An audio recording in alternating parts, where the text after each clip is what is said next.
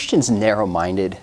If you've had at least a 5-minute conversation, a meaningful conversation with somebody who's not a Christian, chances are you've been called maybe intolerant, maybe bigoted, or maybe narrow-minded. Maybe even a Christian might call you that. I've been called that on a number of occasions, and typically what I'll ask back is I'll simply say, what do you mean by narrow-mindedness?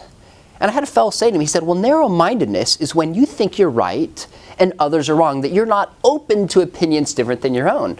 I said, well, first off, I'm actually open. If you could show me that I'm wrong, I'd be open to believe something else. I said, but second, I said, wait a minute. If narrow-mindedness is believing you're right and others are wrong, it sounds like you believe you're right and I'm wrong. Isn't that correct? He hesitantly said yes.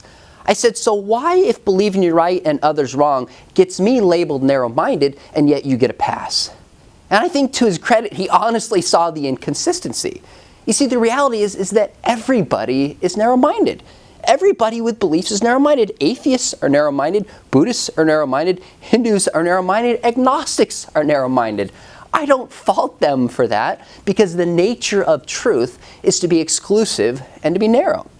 If 2 + 2 = 4, that means every other number on to infinity is false and it's not the right answer. If George Washington is the first president of the United States, that means every other person who has ever lived is not. Truth, by definition, is narrow-minded. But I think lurking behind the objection when people say you're narrow-minded is maybe not so much about what we believe, but how we hold those beliefs. That's why important today. It's so important in a world in which there's people with very different political and religious beliefs that we show kindness and we show charity. And 2 Timothy 2:25 says, correcting his opponents with gentleness, perhaps God might lead them to repentance.